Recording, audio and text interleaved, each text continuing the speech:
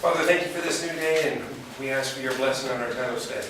Отче, мы благодарны за этот день и за это новое время изучения. I ask that you would open the eyes of our understanding Я прошу, чтобы Ты открыл наши глаза на понимание and give us ears to hear what the Spirit is saying. Твоего Слова и дай нам уши, чтобы слышать то, что Ты говоришь. And I thank you, Father, in Jesus Christ. Я прошу Тебя, Отче, во имя Иисуса. Amen. Аминь. Okay, I drew something. What is that? Итак, я что-то тут нарисовал. Это head. That is a head. That's right. Да. That is a head. Да, And the head is made of what kind of metal? И голова обозначает что? Золото, правильно.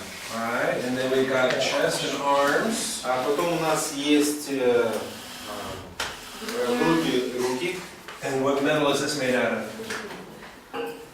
И с какого металла сделано? Silver. Alright, and then we've got belly and thighs. Потом у нас есть чрево и What metal is this made out of? голеник, bronze. Bronze. Okay. Хорошо. And then we have legs. И потом у нас ноги. What are the legs made of? Iron. Iron. And then we have feet.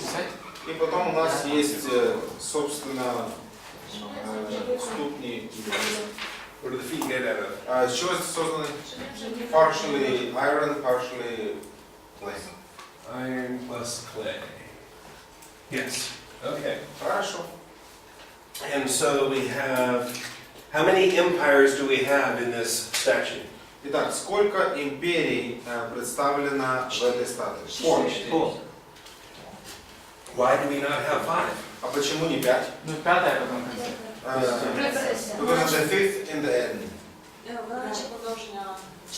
So the fifth is kind of continuation of the fourth. Correct. The feet is the continuation of the legs. Да. Ступни и пальцы это продолжение четвертой. Okay. Important. Silver replaces gold, and there is no gold mixed with the silver. И очень важно заметить, что серебро сменяет золото, и золото не перемешивается с серебром. Bronze replaces silver, and there is no silver mixed in with the bronze. Бронза заменяет серебро, и нет снова какого-либо смешения. Iron replaces bronze, and there's no bronze mixed in with the iron. Железо сменяет бронзу, и снова нет никакого смешения с железом. But the clay does not replace the iron. Но мы видим, что глина, она не заменяет железо. It is mixed into with the iron. Она пытается смешиваться с железом. And they combine together in the seed of men. И они смешиваются при помощи семя человеческого. And so we understand that we have a heritage. Поэтому мы понимаем, что речь идет о наследии. And that heritage is a combination of Latin and German. И это наследие является Or Germanic. сочетанием латинского и германского. And so that the iron and clay heritage is the heritage of the Latin and Germanic combination through history. Поэтому наследие, о котором речь идет, это наследие латинского и германского этих историй. And so the head of gold we decided was Babylon. Итак, мы решили, что золотая голова это Вавилон. And why did we decide that? Did we make that up? И почему мы так решили? Нам просто взбрело в голову. Написано. No, it is written. It is written in the text. Да, That's right. We have immediate. У нас есть непосредственный, ближайший, And we have контекст, parallel. и у нас есть параллельные. First of all, we look to the immediate context, Поэтому прежде всего, когда мы толкуем отрывок, мы смотрим ближайший контекст, and we will also look for our parallel passages. и потом мы рассматриваем параллельные отрывки. This is why we allow the Bible to interpret the Bible. Таким образом мы позволяем Библии истолковывать Библию. And God is very smart in how He wrote the Bible. И Бог весьма умным образом написал Писание. He didn't write it all at once. Он не написал это за один присест. He didn't write a single book. Он не написал одну книгу.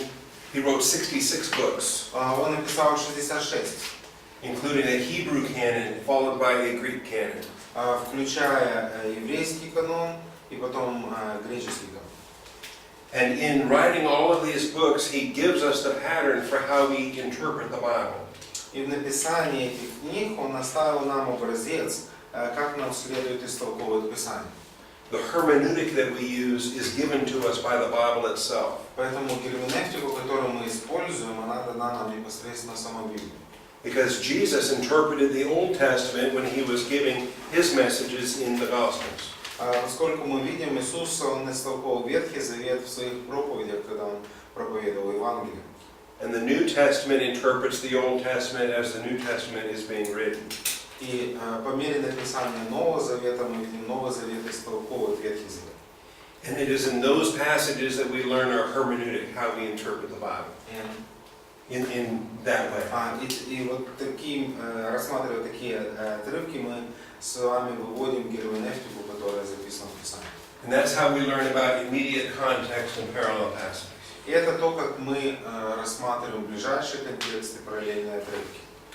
Are you familiar with the Bereans in Acts chapter 17? 17 глава, 11 стих.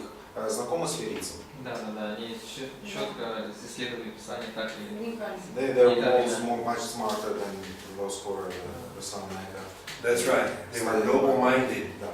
Они исследовали Писание, были более благоразумны.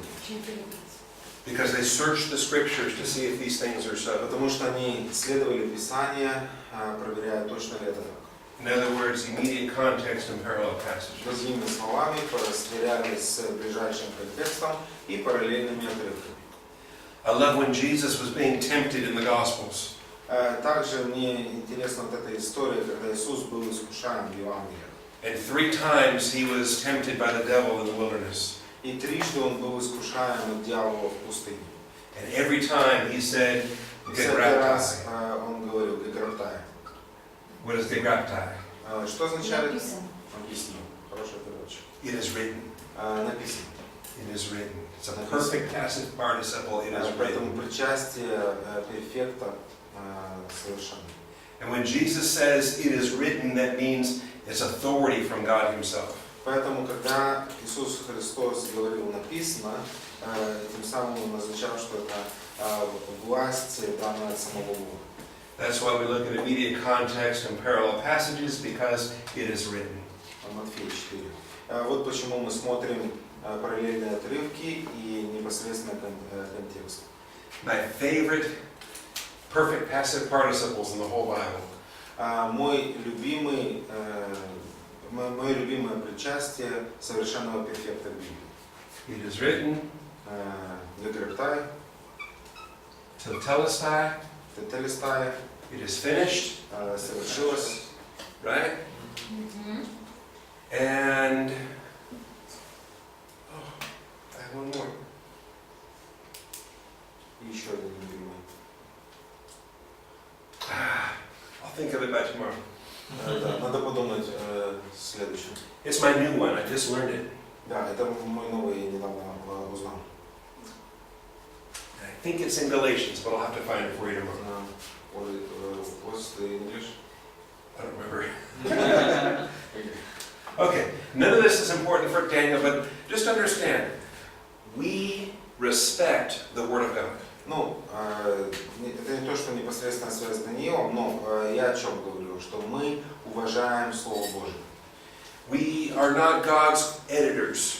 Мы не являемся, знаете, такими Божьими редакторами. We don't change what God wrote.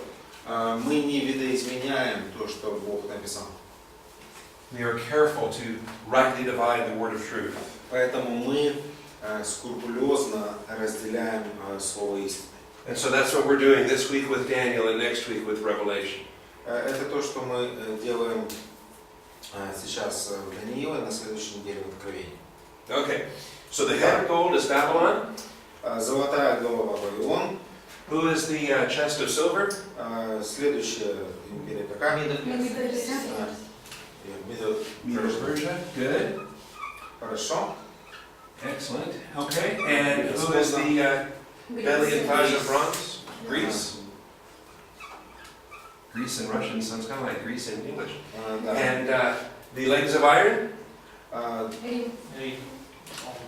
Rome. Рома, короче. All right. Да. And then the feet. И далее ноги. Is it still Rome? Это все еще Рим. Yes. But what is it different about the new Rome? Но чем отличается этот новый Рим? It's not so strong. It's not so strong. It's mixed with the clay. Да, он смешан с глиной. Sometimes it's very, very strong.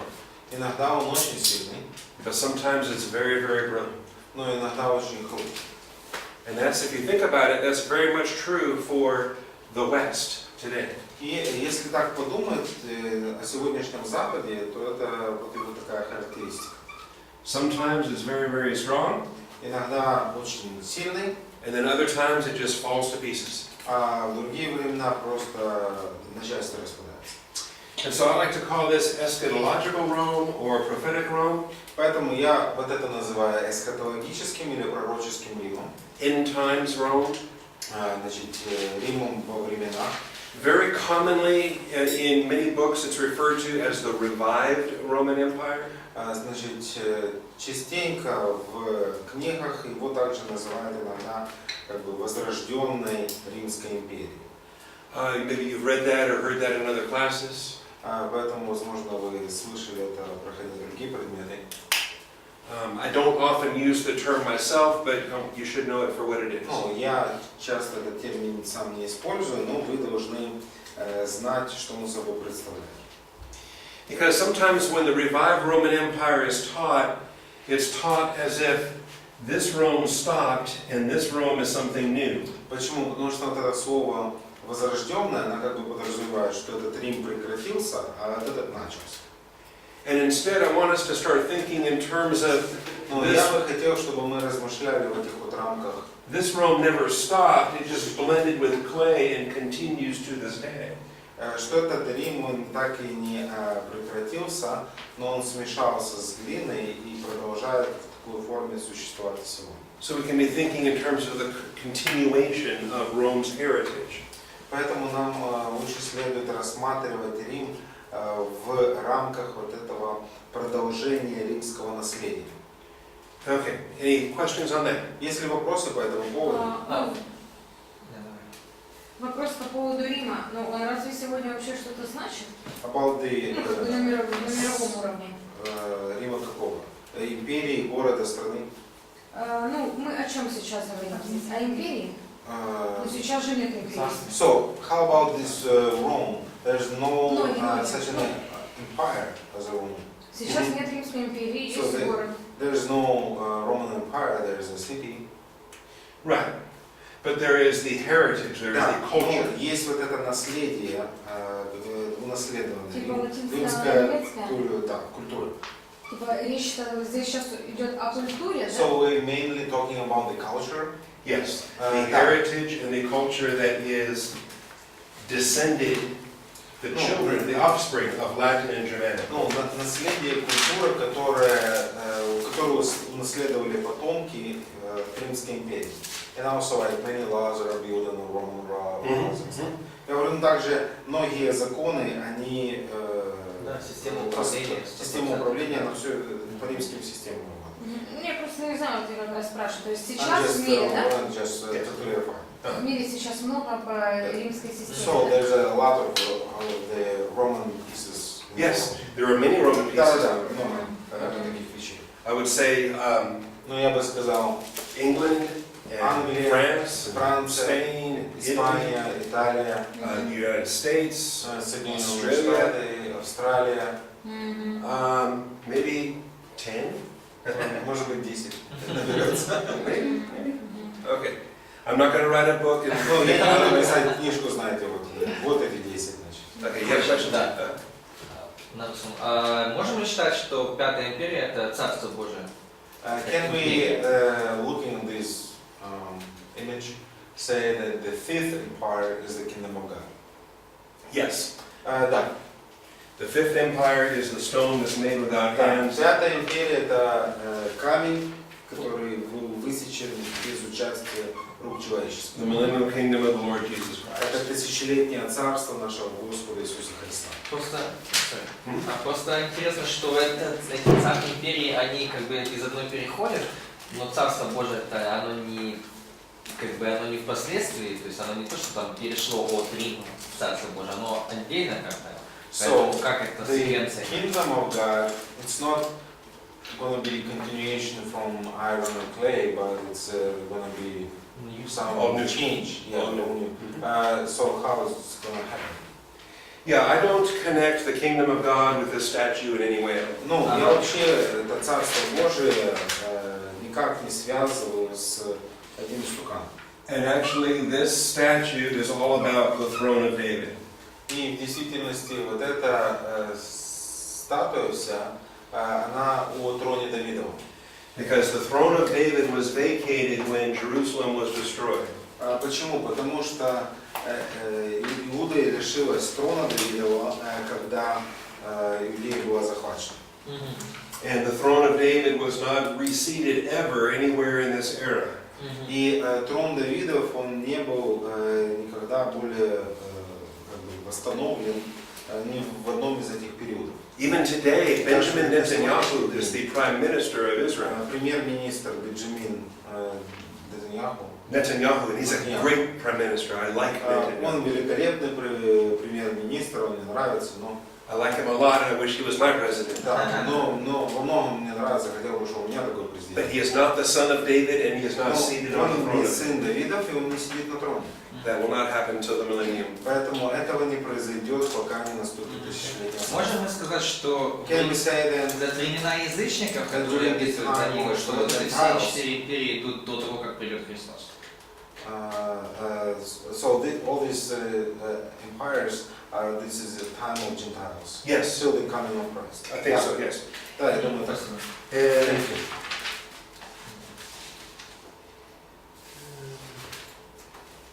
Вопрос можно I might even have that in your notes. Я думаю, где-то у вас в заметках Point 14. пункт 14.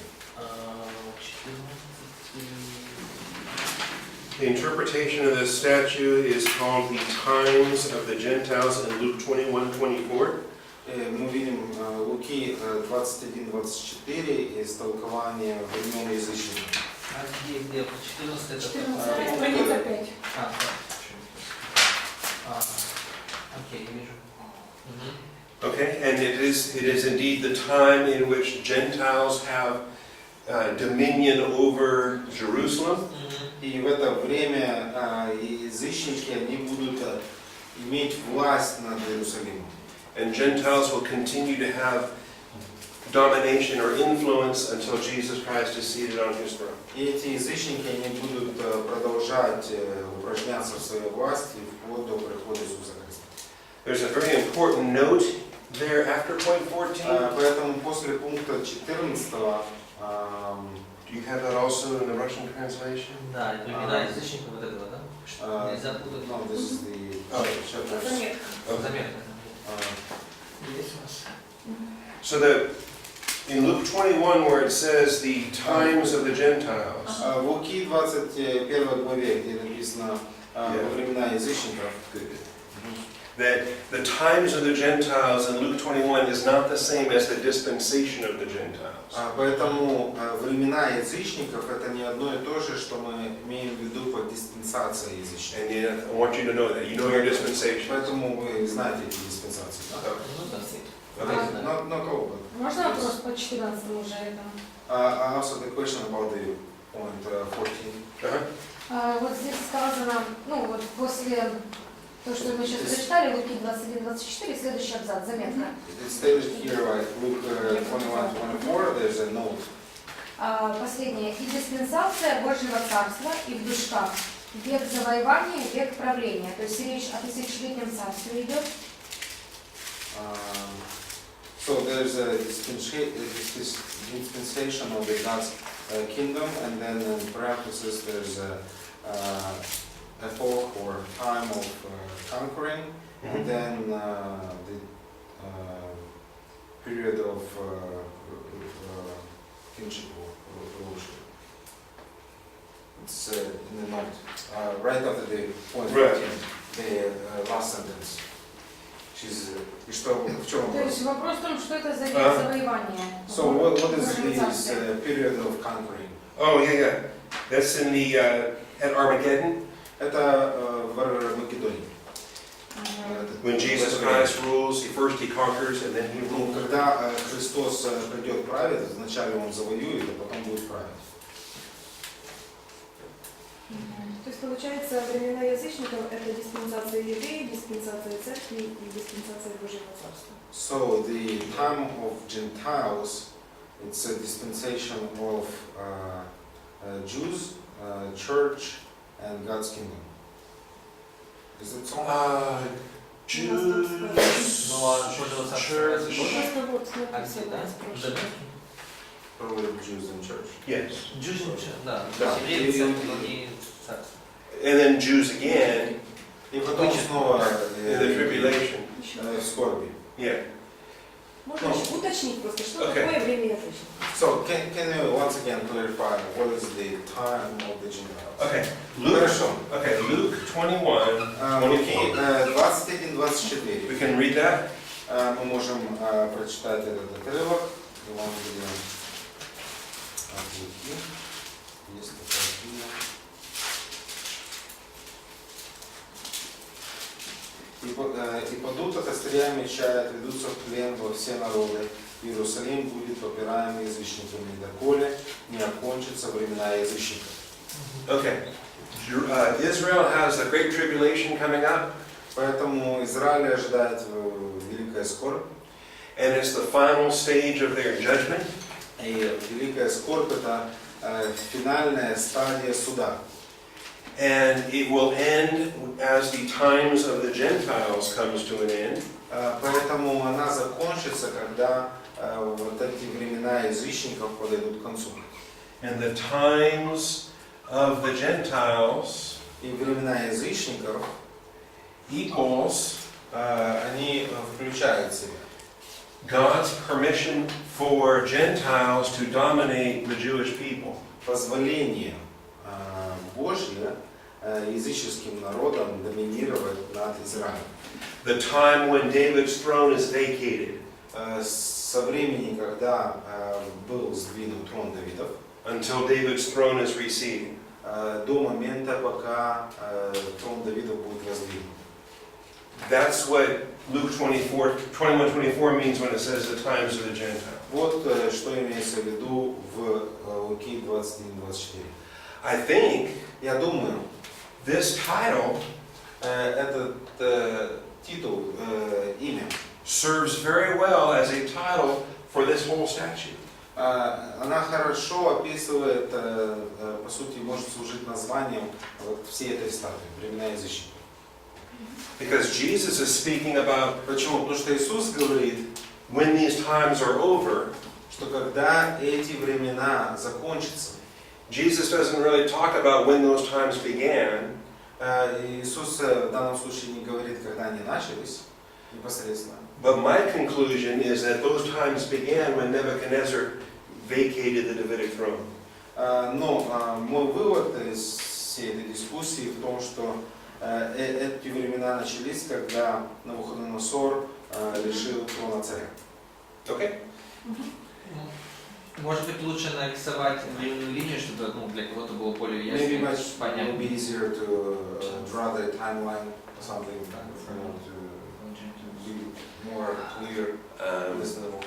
Можно, конечно. Draw the statute. Ну, у нас есть такая Вопрос. Okay, because in a timeline, Потому что во временной линии if I have from Adam to Abraham, Если нет от Адама до Авраама, then I have the dispensation of the Gentiles. то у нас есть диспенсация язычников. And then I have the dispensation of the Jews Потом иудеев until Christ до Христа, and the church. потом церкви, Okay? Нет, And then the church is going to be raptured потом out. церковь будет взята. Okay? Do you like my arrows for the rapture? Мне нравится, We meet the Lord in the air. стрелочки, да, мы встретимся с Господом где? На воздухе. And then there's the Jews again for their tribulation. И также иудеи в скорби. Okay? And then Jesus comes at second advent. И потом Иисус придет во втором пришествии. He lands on the Mount of Olives Он станет на гору Ливонскую and he kills all the bad guys. и всех плохих ну, убивает. я имел в виду просто конкретно, да, там от какого-то там 400 какого-то года до там до I второго was just пришествия. thinking about Время from, язычников. 400 or 500 something Mhm. till the time of the end Gentiles, just to show this. То есть не диспенсацию, а именно время язычников. Not Отсюда dispensation, but this time of Gentiles, just to show Yeah. on the timeline. Ну, слово не знаю. Okay, well we can put 586 BC. Ну, мы можем сказать 586 год до Рождества Христова. Okay? But we can't put a date on this. Но тут дату же мы не можем поставить Ну, пока. можно написать. Ну, Второе да. пришествие. But we could point out like second coming of Christ or rapture. But we don't know when that's going to be. Ну, мы не знаем точно, Дата, когда это конечно, будет. ну события знаем. But we know the incident. We know what's going to happen, yes. Да. Yes. Конечно, знаем. We know it's right, still 2015. Ну, если это 2015, то нам нужно добавить. And we haven't seen any toes yet. Но пока пальцев я еще не увидел. So we don't know. Пока еще. Alright. Хорошо. So just as long as no one thinks that the times of the Gentiles equals the Gentile dispensation between Adam and Abraham. Поэтому я надеюсь, никто не думает, что фраза «времена язычников» Луки 23-24 обозначает диспенсацию между Адамом и Авраамом. Because it has nothing to do with the dispensation. То есть тут никакой рояли, тут никто ничего не играет. То есть ничего общего с диспенсацией. Alright, as we move into chapter 3, we have a different statute to look at. Итак, переходя к 3 главе, мы видим другую картину. And in chapter 3, we're looking at a statute that Nebuchadnezzar sets up. В 3 главе мы видим еще одну статую, но данную статую сам Навуходоносор поставляет. And rather than be humbled by the vision Daniel gave him in chapter 2, И вместо того, чтобы быть смиренным тем видением, которое Даниил предоставил ему во 2 главе, he makes a statue that doesn't have a head of gold, the whole statue is gold. он делает статую, которая не только голова из золота, но вся статуя целиком золотая. And he demands that his people will worship him as God. И он требует, чтобы его народ поклонялся ему как Богу. Alright, so you have your outline and the notes here. Поэтому у вас есть план, заметки.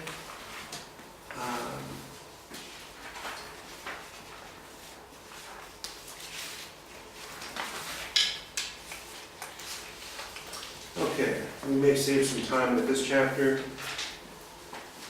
Do you know the story? Ну, вам знакома история, да? The three boys aren't going to bow down and worship. Что трое ребята решили, они поклонимся. Okay. It may be the most confusing thing about this chapter is where's Daniel? Наверное, наиболее вопрос, который вводит в замешательство, Даниил где? Because he's missing. Ну что, ну нет его. Okay. We're looking around. Where's Daniel? Смотрим вокруг, нет. Okay. He's not in chapter 3. Распрятался. На 3 главе. He's on the trip. Okay. Yeah.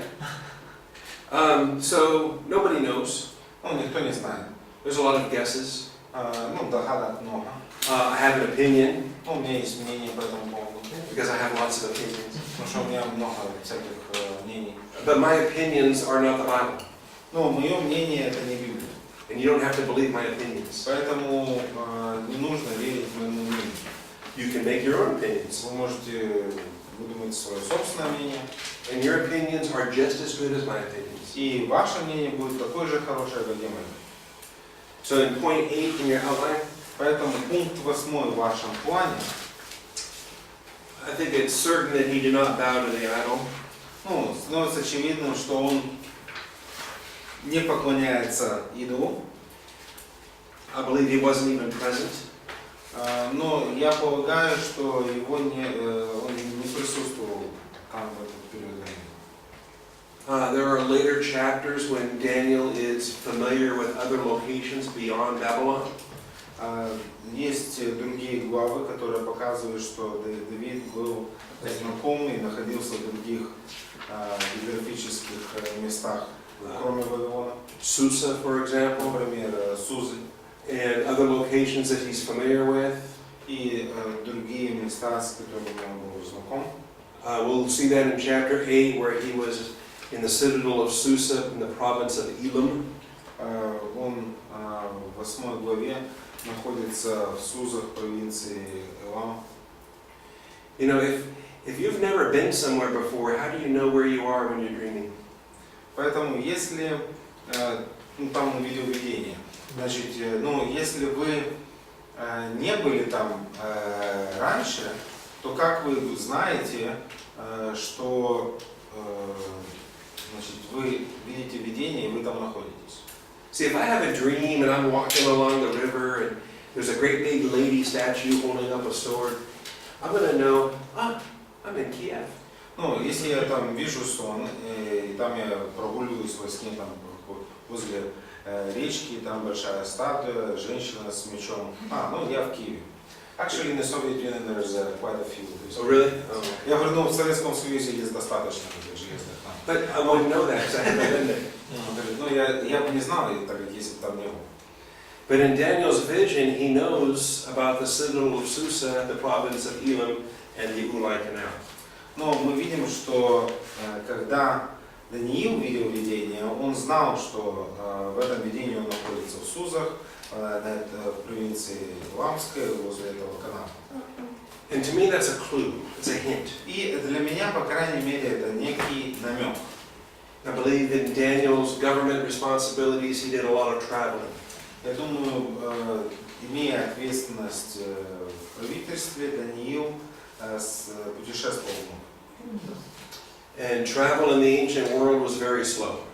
И путешествие в древнем мире, оно было, знаете, медленно. And it was possible to be away for months or even years at a time. Поэтому в некоторых случаях, возможно, приходилось отсутствовать не только месяцами, но и иногда, может быть, и годами. Now, if he was there, then point C and point D. Если он был там, тогда пункт C и D. It may have been that he just was above the levels of authority for everybody that was required to worship.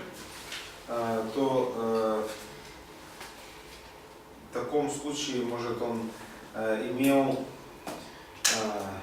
тот статус власти, авторитета, которому требовалось, чтобы он обязательно поклонялся. And it may be that the Chaldeans were afraid of him and afraid to accuse him. Или же просто халдеи, если он не повиновался этому приказу, боялись его и не обвиняли. But the fact is, we don't know, and we shouldn't waste a lot of time guessing about it. Но опять же, до конца мы не знаем, где, собственно, и какова там была реакция, но поэтому тратить на это время много нам не следует. Okay, so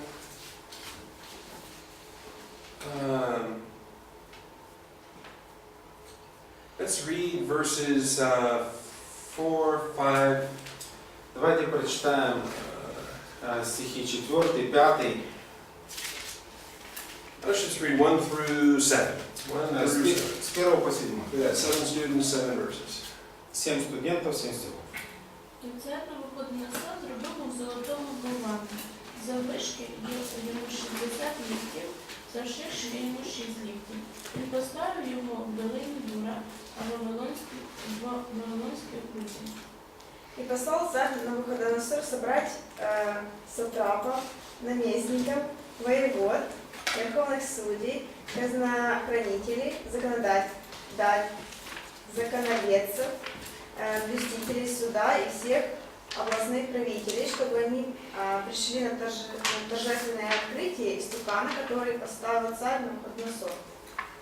И собрались сатрапы, наместники, военачальники, верховные судьи, казнохранители, законоведцы, блюстители суда и все областные правители на открытии истукана, которого Навуходоносор царь поставил, и встали пред истуканом, которого воздвиг Навуходоносор. А оповісник закликав лунким голосом: «До вас говориться, народи, люди та язики».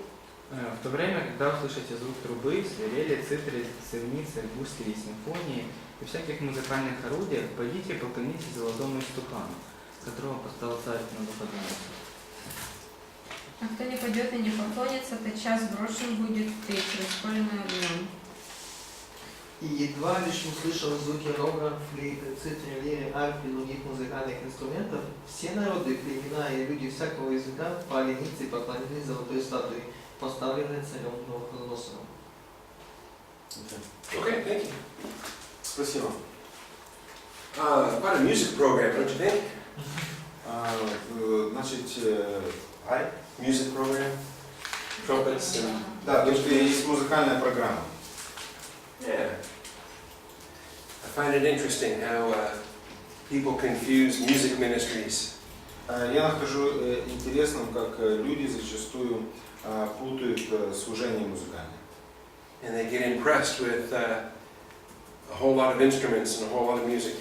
И они, знаете, под таким вот впечатлением этих многих инструментов, музыки. Nothing wrong with music, Ну, в самой музыке нет ничего неправильного. but I think teaching comes first. Ну, я думаю, что все же, знаете, учение, оно стоит в начале. My opinion, По моему убеждению, but I believe my opinion is backed up by Scripture. ну, я надеюсь, что мое убеждение, оно сковано рамками Писания. Because there's false religion that uses a lot of music. Потому что есть ложная религия, в которой очень много музыки присутствует. And it's very impressive music, И сама музыка, знаете, она такая очень впечатлительная. but the worship is terrible. Но поклонение, оно ужасное. Okay. In your notes, point 2, В ваших заметках, пункт 2, you'll notice there's a lot of political offices that are mentioned in verse 2. обратите, что очень много разных политических должностей упомянуто во 2 стихе. And also verse 3. Также стих 3. So Galia and Katya had to read those Поэтому Галя и Кате пришлось very complicated words. прочитать замудрые слова. But the last one of those, under point H, Ну, последний из них, пункт H. when he summons the rulers of the provinces, Когда он подводит итог правителям провинций, it is possible that even King Zedekiah was expected to come and take part. поэтому возможно, что царь Седекия также от него ожидалось, что он должен был бы принять участие в этом деле. It's not absolutely certain, but there's a reference in Jeremiah 51:59. Ну, нет абсолютной уверенности, но есть ссылка в Иеремии 51:59. That Zedekiah did make a visit to Babylon, Что Седекия, он таки посетил Вавилон, and Jeremiah used that opportunity to ask him to carry a letter. и Иеремия использовал эту возможность, чтобы тот передал письмо. It's like if somebody's going to make a trip to a far place, you ask, can you carry this for me and give it to a friend? Ну, это, знаете, как кто-то там едет куда-то далековато, и вы ты можешь другому передать. Sometimes it happens. Такое происходит. And sometimes it happens both directions. Иногда это происходит в оба направления. And that's a good thing. И это хорошо. But it's possible that Поэтому возможно, King Zedekiah may be one of these who was forced to come and worship in Babylon. что царь Седекия, он был одним из тех, кто должен был прийти и поклониться в Вавилоне. So I don't say it's a fact, I just say he may have been one of those. Поэтому я не утверждаю это как факт, но, возможно, он был один из тех. Okay. Under point 3, it is interesting that empires have multiple peoples, multiple nations, and multiple languages. Поэтому мы видим, что в стихе 3 есть эти империи, они состоят из разных народов, разных языков. And really that's a difference between a kingdom and an empire. И по сути это разница между царством и империей. Okay.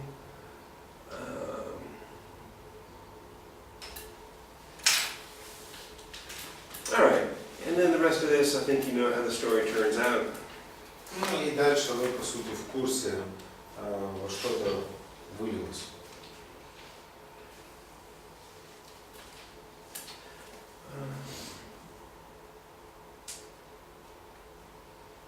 Okay, then point 9, Shadrach, Meshach, and Abednego are not going to compromise their faith.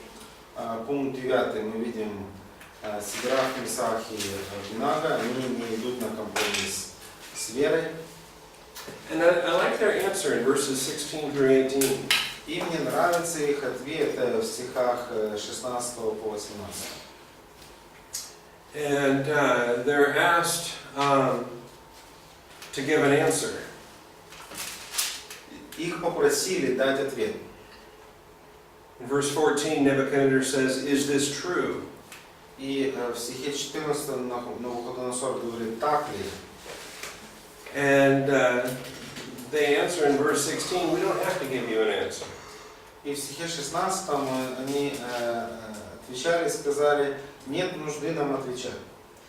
And this is similar to yesterday's question, when do we disobey authority? Поэтому это похоже на вчерашний вопрос.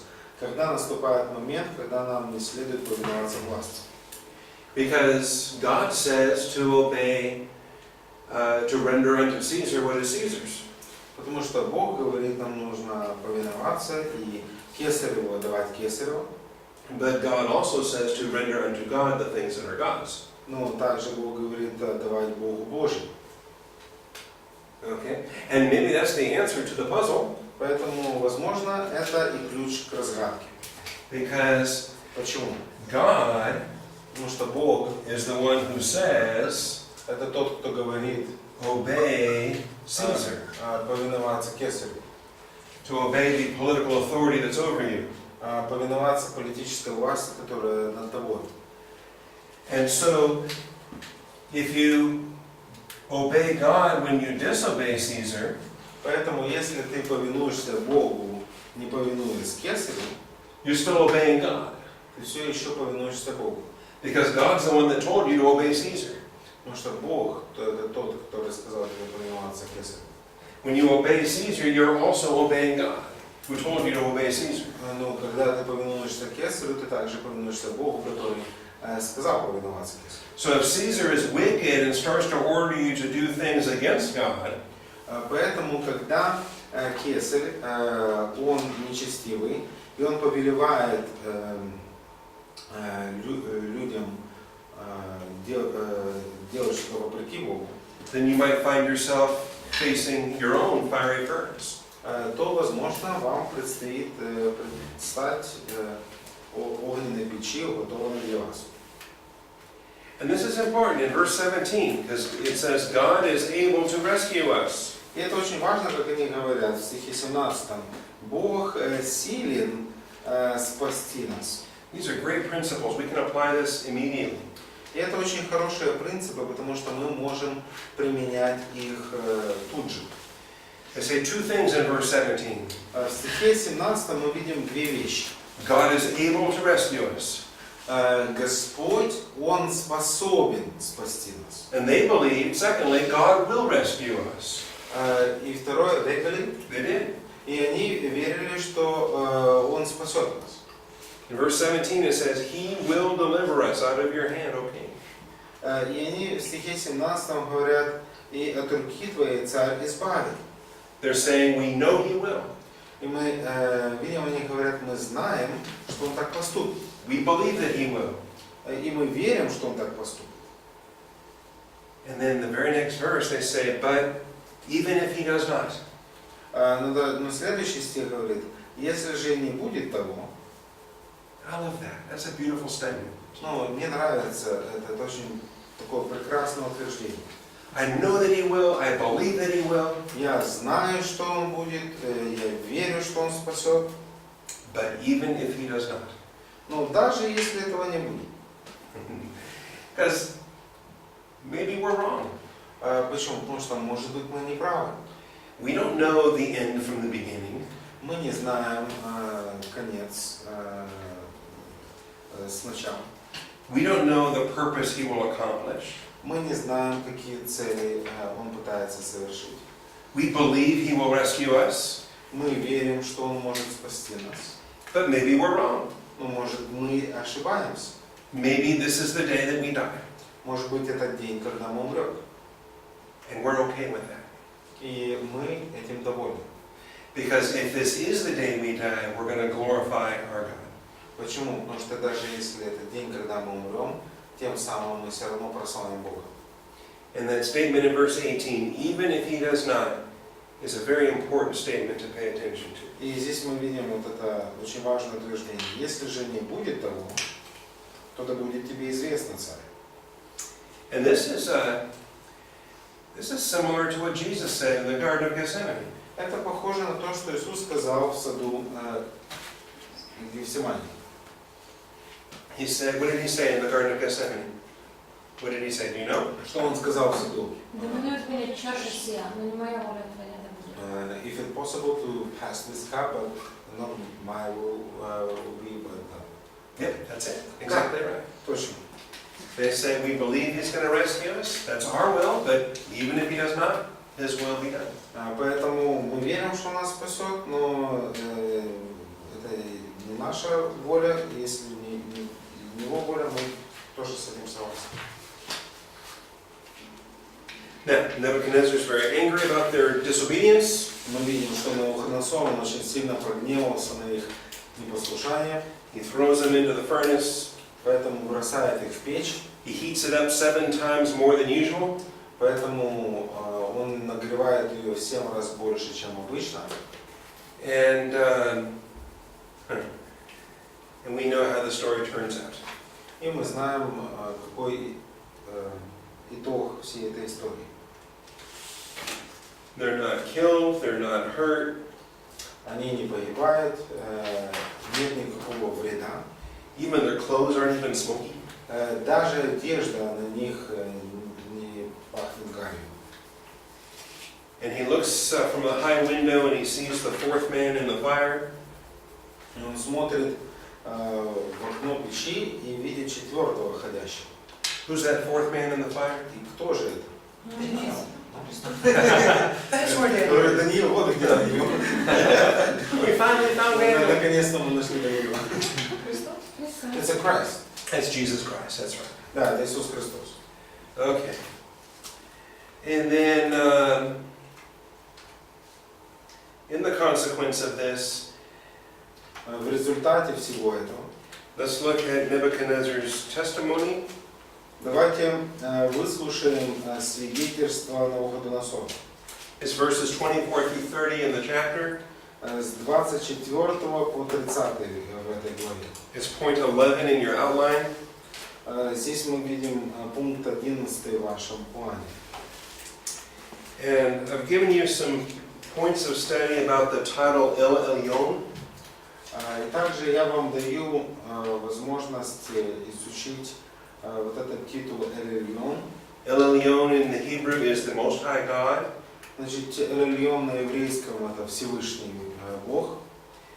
And in point C, there are 8 subpoints about El Elyon.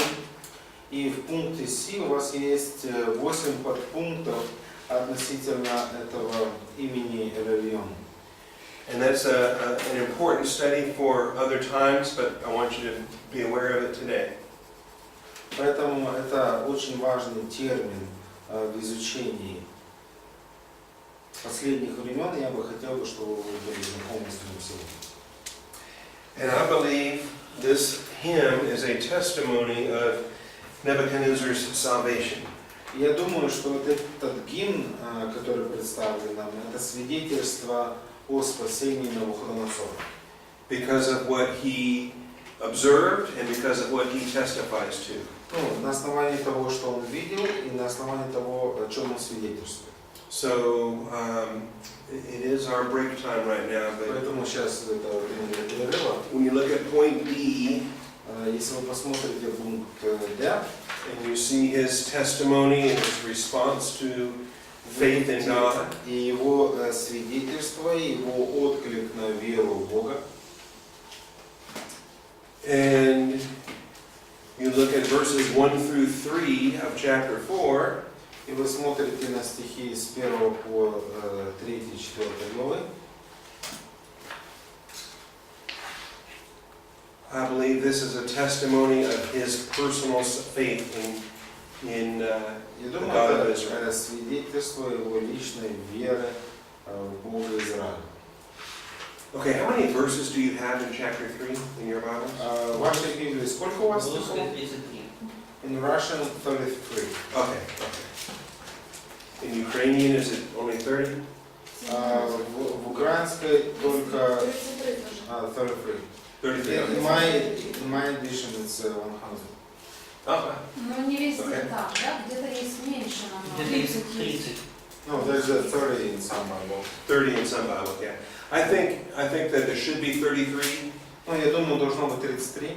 and those first 3 verses that are sometimes put into chapter 4, they belong at the end of chapter 3. И я думаю, что вот эти первые